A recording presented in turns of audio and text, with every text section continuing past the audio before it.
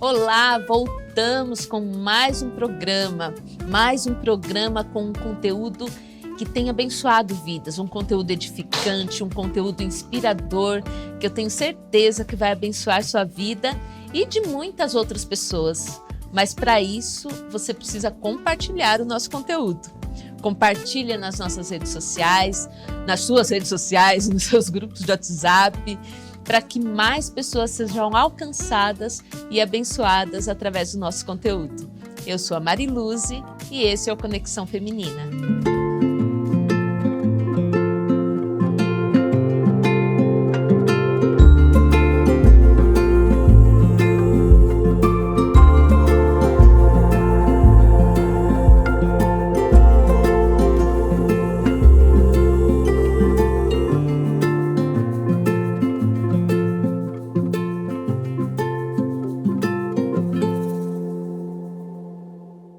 E nesse mês de abril, o mês em que se comemora a Páscoa, nós vamos continuar falando sobre Jesus. Nós falamos nas 2 últimas semanas aqui com a missionária Vilma sobre o sofrimento e a morte de Jesus. E hoje nós vamos falar sobre a ressurreição, sobre a ascensão e sobre a volta de Cristo. E para falar sobre esse assunto, nós recebemos mais uma vez aqui ela que é bacharel em teologia, ela é diretora do CETAP, o Centro de Ensino Teológico da Igreja Adventista da Promessa. Ela é viúva do pastor Luiz e é mãe da Camila e do André e avó da Lívia, do Pedro e da Beatriz. É isso mesmo? Isso mesmo. Não tem mais netinhos? Não. Não. É com muita alegria que nós recebemos aqui mais uma vez nossa querida missionária Célia Correia Beltrán. Missionária Célia, muito obrigada por estar aqui mais uma vez com a gente. Amém, é um prazer mesmo pelo convite e o tema, Ele é muito atrativo, Maravilhoso. Falar de Jesus é tudo de bom, É sempre bom.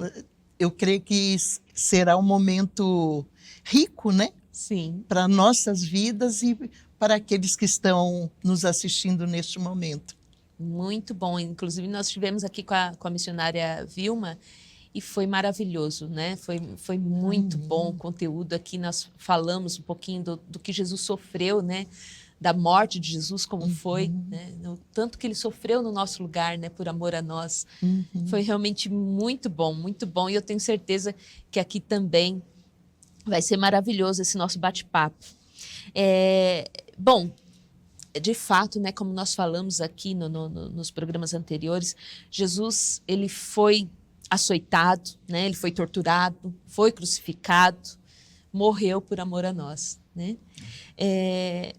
Mas a Bíblia nos diz que ele ressuscitou.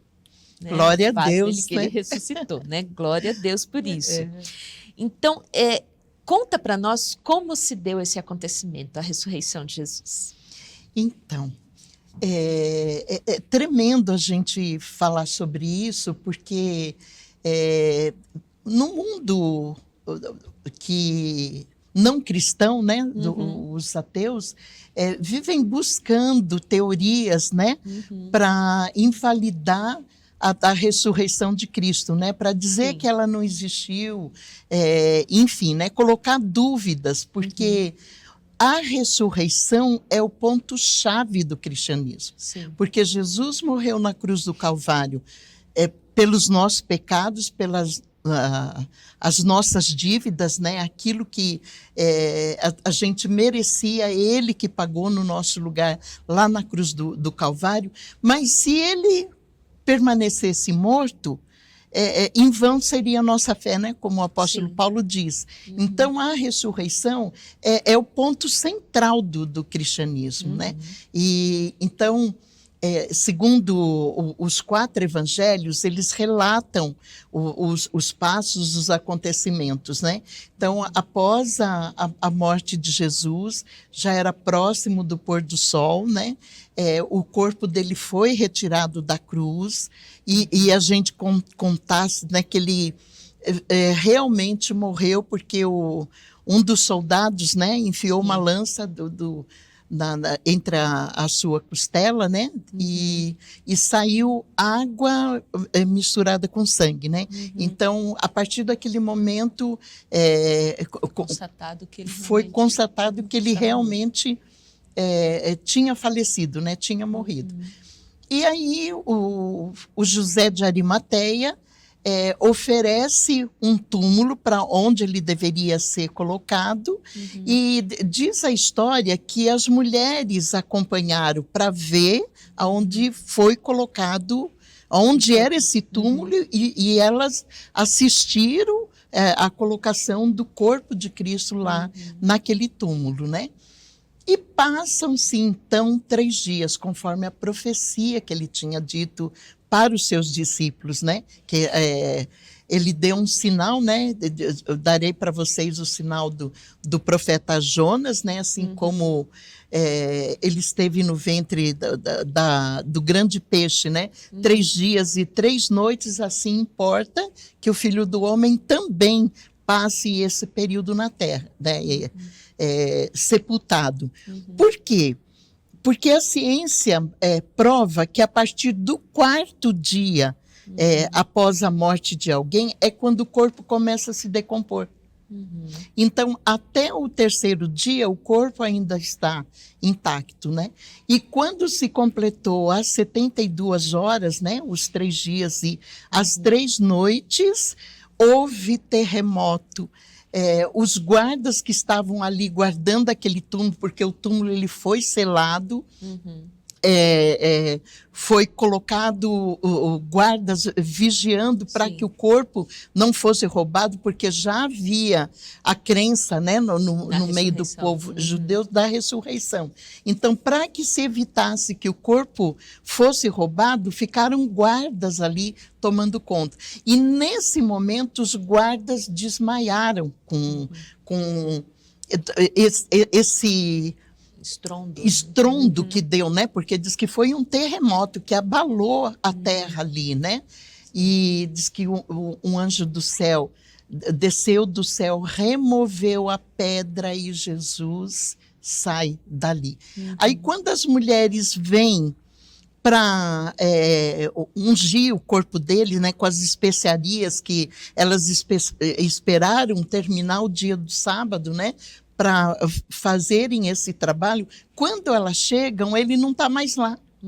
A pedra já tinha sido removida, né? E aí o anjo, então, fala para elas, né? Olha, ele não está mais aqui, ele já ressuscitou. E aí dá um recado para elas anunciarem para os discípulos, né? Olha, vão e digam a eles que ele ressuscitou. E ele vai se encontrar com eles, inclusive marca um encontro que o Evangelho de João, no último capítulo, ele registra isso, né? Ele vai lá para o Mar da Galileia e lá o vereis, e realmente os discípulos encontram Jesus depois, né? Nesse encontro que foi agendado por ele, né? Então foi assim algo fantástico. Fantástico mesmo, né? Que houve terremoto, desmaio dos guardas, então foi algo assim sobrenatural, né? E o Cristo assim como volta... no momento em que ele morreu, né? Que a gente conversou aqui no último programa. No momento que ele morreu também houve uns acontecimentos sobrenaturais, também, né? Isso. E para comprovar os fatos, né, e se cumprir as profecias que já existiam acerca desses eventos, né? Então, assim, embora tentam buscarem teorias, né, para invalidar esse momento, porque ele é o crucial do cristianismo, né? A importância dele, o valor dele. Sim, muito bom. Bom, a Bíblia relata que após Jesus ter ressuscitado, ele aparece primeiro para as mulheres, né? Em especial Maria Madalena, que, né, tem aquele relato que ela não reconheceu Jesus no momento que ele falou com ela ali. E ele incumbe essas mulheres de anunciar a ressurreição. Eu queria que você falasse um pouquinho sobre esse privilégio, né? Esse privilégio que Jesus conferiu às mulheres. É incrível o valor que Jesus deu às mulheres durante o ministério dele aqui nessa terra, né? Ele tratava com igualdade, né? Ele não fazia diferença, porque naquela sociedade a mulher, ela não tinha voz, ela não tinha direito, ela tinha que ser a dona de casa, a mãe que vai criar, cuidar dos seus filhos, mas ela não tinha voz naquela sociedade, né? E o olhar de Jesus é totalmente diferente. Então, Jesus vem e se relaciona com essas mulheres, ele dá voz a elas. A gente vai encontrar algumas mulheres, como a mãe de Marcos, o autor do Evangelho, que ela fica viúva e aí fica com a herança, né, do marido, aquilo que eles tinham conquistado durante a vida, e ela vai ser uma das mulheres que tinha posses e que mantinha o ministério de Jesus. Sim. Ela auxiliava, né, não somente ela, existiam outras mulheres também que faziam isso. Né? Então, o tempo todo você vê Jesus se relacionando com as mulheres e de uma forma igualitária, né? Ele não faz diferença, né, entre o homem e a mulher. Dava um valor a elas que a sociedade naquela época não dava. Não dava. E o interessante é que quando ele morre, o único discípulo que teve coragem de ir ao pé da cruz foi o João, né? O discípulo amado. Os outros todos se esconderam. Tinham medo de serem presos, né, e passarem pela morte também, né? Então eles foram se esconder. As mulheres não. As mulheres estavam ali no pé da cruz, né? O Evangelho de João relata isso, aquele momento que eu acho fantástico, quando Jesus, no auge da sua dor, né, momentos antes dele expirar, ele olha para João e para Maria, ele vê a Maria ali chorando, a sua mãe, né? Ao pé da cruz, e ele fala para ela, mulher, eis aí o teu filho, e mostra o João, né? E para João, eis aí a sua mãe. E aí o João vai dizer que enquanto ela viveu, ele cuidou dela, né? Até ela morre de velhice, o João também, e ele cuida. Então, aquela preocupação com ela. Quando as mulheres chegam lá no sepulcro, talvez a gente pudesse pensar assim, mas o trabalho de passar aquelas iguarias no corpo, né, que era a tradição deles, costume da época, né, que eles untavam todo o corpo, ungia, enfim, né, com aquelas especiarias, e era um trabalho reservado para mulheres. Então, esse grupo de mulheres que vão ao sepulcro vão com essa finalidade. Então, na realidade, elas não esperavam se deparar com a ressurreição naquele momento. Né? Elas sabiam, porque ele tinha dito, né, para a Marta mesmo, né, quando conversa com ele diante da morte de Lázaro, o seu irmão, aí Jesus fala da ressurreição e ela fala, não, eu sei que um dia... Então, eles criam na ressurreição, mas lá na frente, não seria para aquele momento, né? Tanto ela vê o irmão ressuscitar e depois o próprio Cristo, né? Vai ressuscitar. Então, quando elas chegam para uma função, mas elas são... ficam ali, se deparam com uma situação de privilégio, né? Porque elas são as primeiras a verem Jesus, né? Então, quando a gente concilia os 4 evangelhos, porque cada um, eles narram de uma forma, né? Então, um só fala da Maria Madalena, outro fala das mulheres, cada um, ele tem um olhar. Por quê? Porque os evangelhos, eles foram escritos em momentos diferentes. Então, o primeiro que é escrito é o de Marcos, que são as memórias do apóstolo Pedro. Quando Mateus, que foi um dos discípulos, ele vê o texto de Marcos, ele resolve escrever o dele, porque ele viveu com Cristo, né? E aí ele acrescenta coisas que ele tinha visto, ou lembrou-se, presenciou. O Lucas, ele é um grande pesquisador, né? Ele não foi discípulo, mas ele é um pesquisador. Então, ele vai conversar com todo mundo que estava vivo naquela época, para que contem as histórias. Inclusive Maria, mãe de Jesus, né? Inclusive é a Maria. É o único que narra o nascimento de Jesus. Exatamente. Os 2 primeiros capítulos de Lucas são as memórias de Maria, a mãe de Jesus, né? E aí, então, Lucas acrescenta outros detalhes, né? E o João vai escrever o evangelho dele lá perto da morte dele, ele já está perto dos 100 anos, vai ser na década de 90, lá no final, e os detalhes que ele coloca são as coisas que ele lembra. Então, por isso a gente vê as diferenças.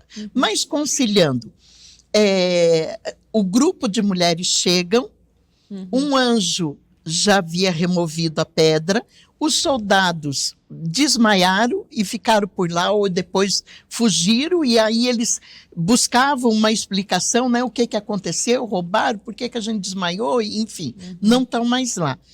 E aí, nesse momento, a Maria Madalena, ela sai para falar com os discípulos que Jesus tinha ressuscitado, as outras ficam. Quando as outras vão retornando, elas encontram mais 2 anjos, né, que conversam com elas também, falando acerca da ressurreição. Elas veem Jesus, e aí Jesus também dá o recado que é para avisar os discípulos, né? E nesse inteirinho, a Maria Madalena, ela vai e volta. Quando ela volta, é que ela tem um encontro com Jesus. Sim, porque inclusive ela volta com os discípulos, eles vão embora e ela fica ali, continua ali chorando, né? Isso. E aí, que é aquele encontro maravilhoso, né? Que tremendo. A princípio ela não reconhece, porque ele está no corpo ressurreto, né? Ele é o corpo que ele tem hoje, que ele possui, e é o corpo que nós teremos, né? Então ela a princípio fica assim, aí quando ela se dá conta que ela está diante do Cristo que ele ressuscitou, ela tenta tocá-lo, e ele diz que não, porque ele ainda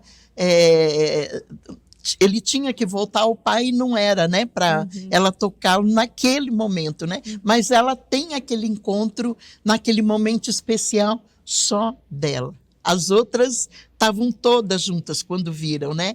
A Maria Madalena não, ela teve um momento especial só dela.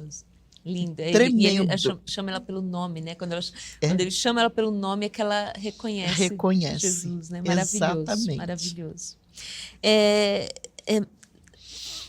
A Bíblia diz que os discípulos, eles duvidaram, né? Que Jesus havia ressuscitado. Mesmo ele havendo falado várias vezes, né? Que isso aconteceria, que ele iria ressuscitar. E mesmo vendo Jesus, né? Por que alguns não reconheceram Jesus, né? Você falou aqui, né, que ali elas não reconheceram porque Maria Madalena não reconheceu porque ele estava no seu corpo já, né, glorificado, né? Mas por que será que os discípulos, depois que ele apareceu para os discípulos, também eles não reconheceram?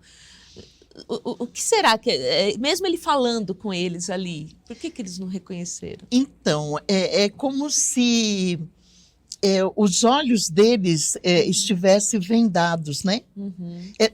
Sabe quando acontece algo que está na tua frente, mas você está olhando o problema e você não consegue enxergar?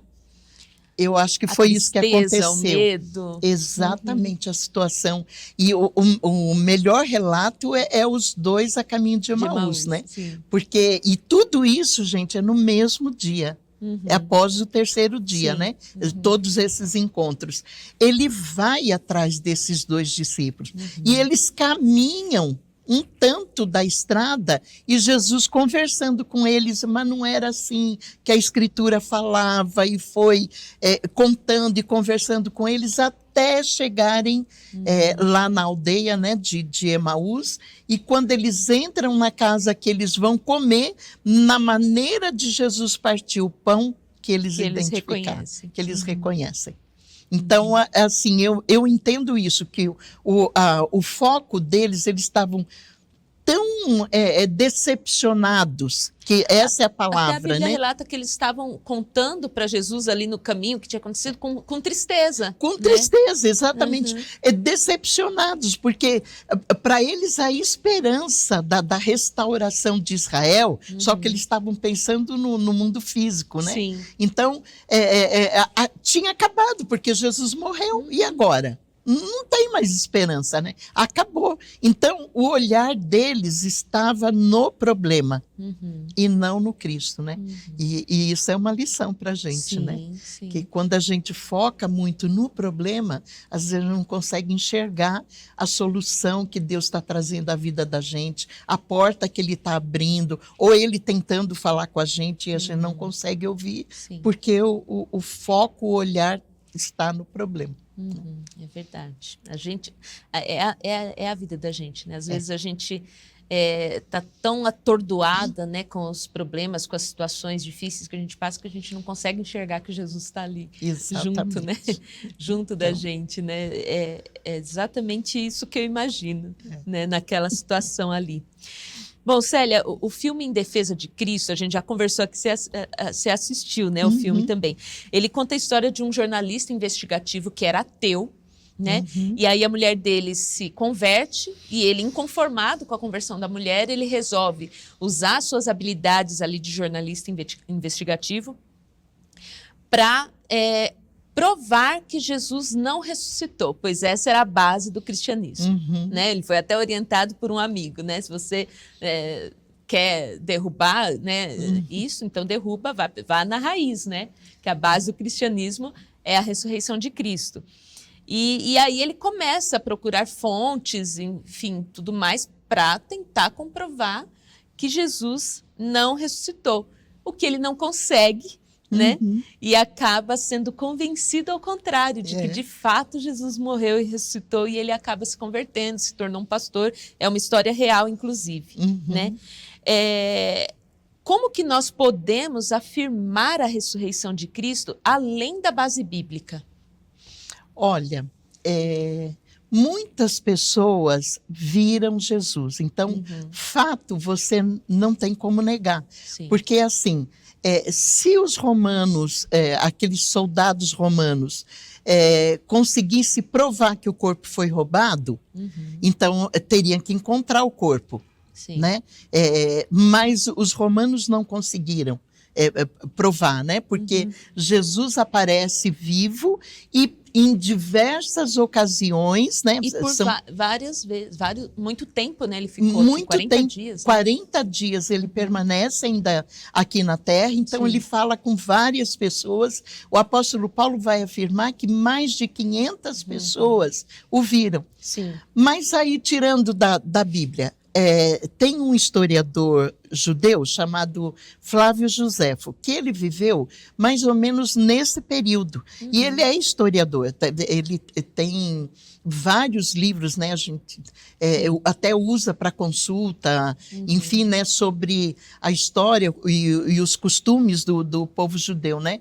Alguém muito respeitado, né? Então, assim, alguém que tem credibilidade, e ele escreve tanto sobre o ministério de Jesus como a ressurreição também. Então, a gente tem, fora da Bíblia, um historiador de origem judaica que prova isso.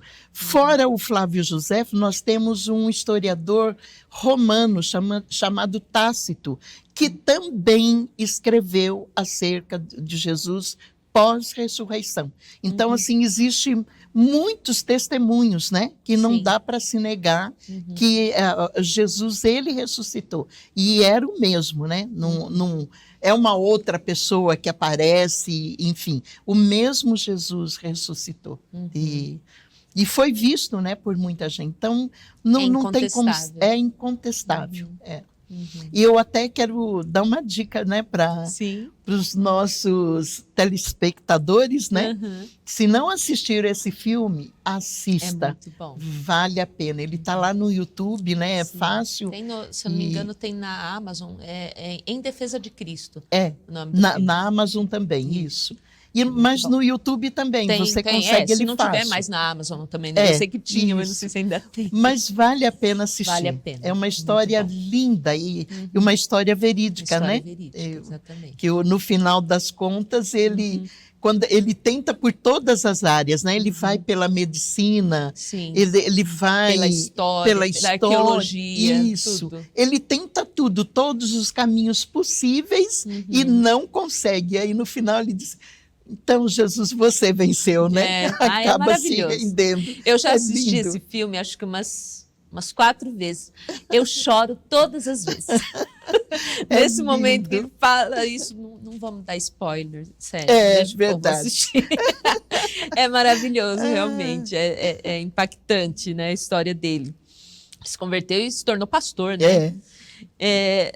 Bom, a gente vai continuar a nossa conversa aqui, né? Mas por hoje, né, o programa já está chegando ao fim. Mas nós vamos continuar, a Célia vai continuar aqui com a gente. Na terça que vem, a gente vai continuar essa história, essa conversa aqui. Nós vamos falar ainda sobre a ascensão e sobre a volta de Cristo, né? Então você continua com a gente. Compartilhe o link desse programa de hoje, que daqui a pouquinho vai estar disponível aí. Compartilha nas suas redes sociais, nos seus grupos de WhatsApp. Eu quero também pedir a você que fique atenta às nossas redes sociais. Por quê? Para que você não perca as inscrições para o Fórum da Mulher Cristã, que acontecerá nos dias 20, 21 e 22 de outubro, aqui em Cosmópolis. Só que as vagas são limitadas, então entra lá nas nossas redes sociais para você saber como se inscrever, tá bom? Não perca, que vai ser muito bom. Adquira também a revista O Clarim. Entra lá na Editora Promessa e veja como que você pode adquirir ou uma só, ou um combo de revistas, um combo com a lição bíblica, com algum livro, com trilho discipulado. Tá muito boa essa edição, você não pode perder. É muito bom, inclusive, para evangelizar, para você presentear uma amiga, tá bom? Então entra lá e saiba como adquirir sua revista. Continue acompanhando nosso conteúdo, inclusive nas nossas redes sociais, no Facebook, no Instagram do Ministério de Mulheres. E continue com a gente. Semana que vem a gente está aqui. Que Deus te abençoe e até terça.